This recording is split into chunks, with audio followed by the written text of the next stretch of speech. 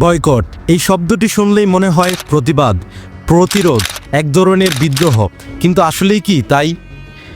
আপনি কি জানেন যাদের বিরুদ্ধে আমরা বয়কট ডাক দেই তারা আদৌ এতে ক্ষতিগ্রস্ত হয়, নাকি আমরা শুধু নিজেদের রাগটুকু দেখিয়ে শান্তি হই? ধরুন একটা কোম্পানি একটা দেশকে সাপোর্ট করলো, আর সেই দেশ করলো অন্যায়। এক মুহূর্তেই আগুন ছড়িয়ে পড়লো সোশ্যাল মিডিয়ায়, ফেসবুক, টিকটক, ইউটিউব, ইনস্টাগ্রাম, সব জায়গায় একটাই শব্দ, বয়কট। ভিডিও বানানো শুরু হলো, রিলস ভাইরাল হলো, সবাই বলল এই কোম্পানির পণ্য আর নয় আর নয়। কিন্তু আপনি নিজেই সত্যি কথা বলুন, এই উত্তেজনা এক সপ্তাহের বেশি কি থাকে? যেদিন ডিসকাউন্ট থাকে সেদিন কি আমরা সেই পণ্য কিনি না? যখন প্রোডাক্ট দরকার হয় তখন কি আমরা আরেকটা বিকল্প খুঁজি, নাকি বলি এত সব চিন্তা করে কি হবে? In Montgomery, Alabama, a people ইতিহাস থেকে শিক্ষা। 1950 সালের আগে কালো মানুষদেরকে মানুষই মনে করা হতো না। কালো মানুষদেরকে বাসের পেছনে বসতে হতো, সাদা মানুষ আসলে তাদের জায়গা ছেড়ে দিতে হতো।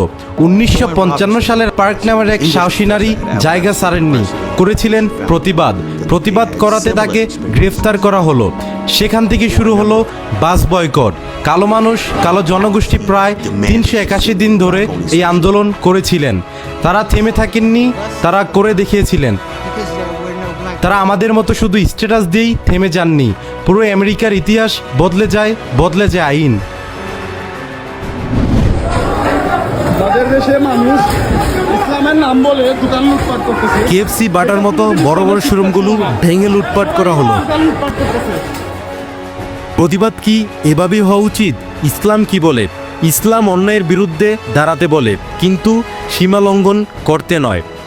ভাঙচুর, লুটপাট এগুলো তো আমাদের দিন শেখায় না।